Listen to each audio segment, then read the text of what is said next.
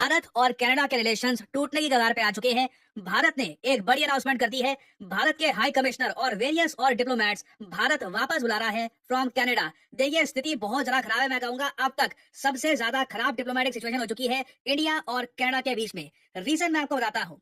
Canada ने, आप सुन के हैरान हो जाएंगे, कनाडा ने यह कहा कि भारत के सबसे बड़े जो एम्बेसडर हैं टू कनाडा, इंडिया के high commissioner to Canada Sanjay Kumar, इनका नाम डाल दिया है इन्वेस्टिगेशन में of the Hardeep Singh Nijjar case. Nijjar की किलिंग को लेकर ये कह रहे हैं कि भारत के बहुत सारे डिप्लोमेट्स और भारत के सबसे बड़े diplomat, Indian high commissioner to Canada, ये सब पर्सन ऑफ इंटरेस्ट बन चुके हैं। बहुत बड़ा अपमान है भारत का और इंडिया ने ये अपमान बिल्कुल नहीं सहा। सीधा सीधा ये कह दिया है, ओके तुम्हारी कोई इन्वेस्टिगेशन में कोई हमको भरोसा नहीं है, हम हमारे high commissioner, Indian high commissioner को वापस बुला रहे हैं भारत। और अब आप देखोगे इंडिया कनाडा रिलेशंस बिल्कुल डिसमेंटल होने की कगार पे आ जाएंगे।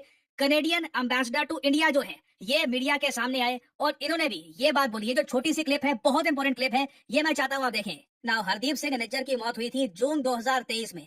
इंडिया ने हमेशा कनाडा को यह कहा कि अगर कनाडा का ये मानना है कि इंडियन एजेंट्स इन्वॉल्व थे हरदीप सिंह निज्जर की मौत के पीछे, तो कुछ एविडेंस, कुछ हमारे सामने, कुछ आप प्रूफ दिखाइए। और कनाडा के एम्बेसडर अब यहाँ पर आ रहे हैं। देखिए इंडिया लंबे समय से प्रूफ मांग रहा था, हमने फाइनली क्रेडिबल इररिफ्यूटेबल एविडेंस ये सामने रख दिए हैं भारत के। ये इनका कहना है, ये कनेडियन एम्बेसडर टू इंडिया है। यहाँ पे जो क्लिप है ये देखिए। Good evening, ladies and gentlemen. I have a statement to make.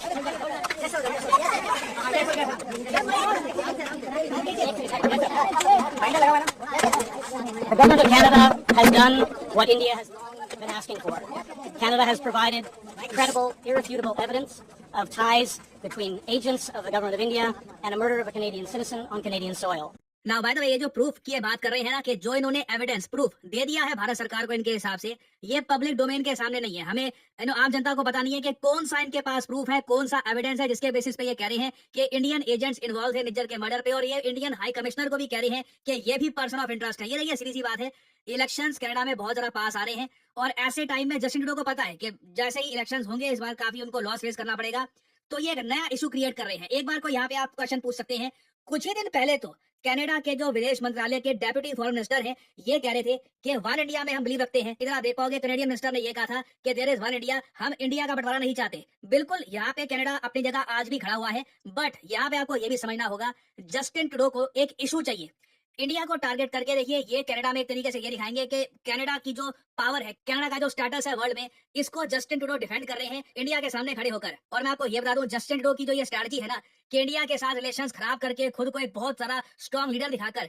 ये कैनेडियन इलेक्शंस में ज्यादा वोट ले लेंगे। इस स्ट्रैटेजी के चक्कर में क्या होगा कि बहुत सारे पश्चिमी देश, प्राइमरली यूएस को लॉस होगा। क्योंकि याद रखिएगा ब्रिक्स समिट जो है ये कुछ ही दिनों में शुरू होगा। इंडिया के प्राइम मिनिस्टर रशिया के शहर कजान में जाएंगे। उससे पहले एक बहुत ही इंपॉर्टेंट G7 कंट्री के साथ, एक ऐसा देश जो 2025 में G7 समिट होस्ट करेगा, वहां से इंडिया अपने हाई कमिश्नर को पुल बैक कर ले, ये एक बहुत बड़ी जियोपॉलिटिकल डेवलपमेंट है। और मैंने एक बात नोट करी है, देखिए जब बात आती है बड़े जियोपॉलिटिकल टॉपिक्स की, वेस्टर्न मीडिया बिल्कुल इकट्ठा हो जाता है।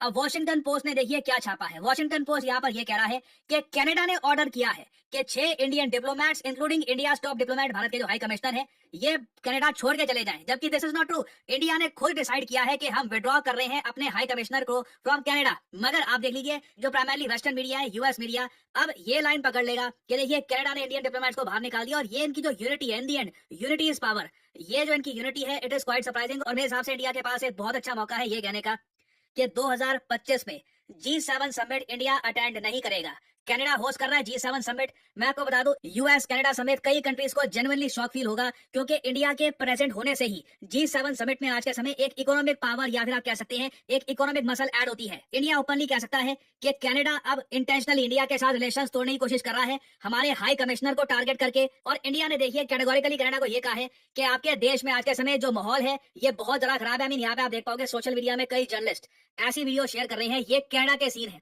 कनाडा में जो सिख सेपरेटिस्ट है ना, खालिस्तानी लोग, ये इंडियन हाई कमिश्नर की फोटो लगाते हैं, उस पर गोलियां चलाते हैं, रावण की तरह उनके पुतले जलाते हैं। ये सब चीजें हो रही हैं। At the same time Canadian government ये कहती है कि इंडियन हाई कमिश्नर इन्वॉल्व है as a person of interest in Nijjar murder case. और यहाँ पे आप देख पाओगे ये भारत सरकार का ऑफिशियल रिप्लाई है। इंडिया ने ये कहा है कि बिल्कुल हमारे हाई कमिश्नर को बताया गया कि इन पर बेसलेस तरीके के एलिगेशन लगाए जा रहे हैं। It was underlined that in an atmosphere of extremism and violence, जैसे मैंने आपको बताया कनाडा में बिल्कुल एक्सट्रीमिज्म और वायलेंस का एटमॉस्फेयर है। जो ट्रूडो गवर्नमेंट है, यहाँ पे अगेन आप बात नोट करिएगा, हमने कनेडियन गवर्नमेंट की जगह ट्रूडो गवर्नमेंट का है। मैं आज भी आपको बता दूं, जस्टिन ट्रूडो की जगह अगर कोई और आदमी कनाडा का पीएम बन जाए तो इतने इश्यूज इंडिया कनाडा के बीच में नहीं आएंगे। तो जो ट्रूडो गवर्नमेंट के एक्शंस है ये एंडेंजर कर रही है सेफ्टी ऑफ ऑल इंडियंस। और आगे देखिए ये लिखा है, we have no faith in the current Canadian government. जो करंट जस्टिन ट्रूडो की सरकार है उस पर हमारा कोई भी भरोसा नहीं है, ये सेफ्टी इंश्योर करे या ना करे, और इसलिए Indian government has decided to withdraw. हम लोग खुद कह रहे हैं कि हमने हमारे जो हाई कमिश्नर है इनको विड्रॉ करने का फैसला किया है, but western media, Washington times वगैरह ये सब दुनिया भर में न्यूज ये फैला देंगे कि कनाडा ने इंडियन टॉप डिप्लोमेट को बाहर निकाल दिया है। और एक अजीब बात देखिए कि कुछ ही दिनों पहले ना आसियान समिट हुआ लाओस में। इधर आप देख पाओगे इंडिया के पास एक देश है लाओस, यहाँ पर इधर पीएम मोदी गए, जस्टिन ट्रूडो भी गए। दोनों की कोई मीटिंग प्लान थी नहीं, मगर कनाडा ने अपनी तरफ से खुद बोलना स्टार्ट कर दिया कि जस्टिन ट्रूडो और पीएम मोदी के बीच में बहुत डीप डिस्कशन हुआ है इस टॉपिक को लेकर। इंडिया को ये बात रिजेक्ट करनी पड़ी कि कोई सब्सटेंटिव डिस्कशन नहीं हुआ पीएम मोदी और जस्टिन ट्रूडो के बीच में। तो कनाडा देखिए बहुत डेस्परेट है और इंडिया के सामने एक बहुत अच्छा आंसर है कनाडा को रिप्लाई करने का। हम G7 समिट अटेंड नहीं करेंगे, और खुल के बोलिए कि कनाडा के वजह से हम अटेंड नहीं करेंगे। हम ब्रिक्स समिट अटेंड करेंगे, SCO अटेंड करेंगे, मगर G7 में हम पार्टिसिपेट नहीं कर पाएंगे जब तक कनाडा जैसे देश ऐसे समिट को होस्ट करते हैं। 2025 में इंडिया के पास गोल्डन अपॉर्चुनिटी है, इससे कनाडा पर भी हैवी प्रेशर आएगा फ्रॉम US, तो इंडिया को ये करना होगा। उसके अलावा कनाडा के साथ जो हमारे टाइज हैं इनको भी डाउनग्रेड करने की आवश्यकता है, नहीं तो कल को कोई भी देश हमारे जो हाई कमिश्नर हैं उन पे आरोप ओपनली लगाता रहेगा। तो अभी देखिए सिचुएशन काफी खराब है, इंडिया कनाडा रिलेशंस न्यूज में रहेंगे। खराब न्यूज ही आएगी, अभी कोई अच्छी न्यूज आने के चांसेस अभी है नहीं, बट अभी आप देखोगे आने वाले समय में बहुत सी डेवलपमेंट्स होंगी, and I will make updated videos for you later on.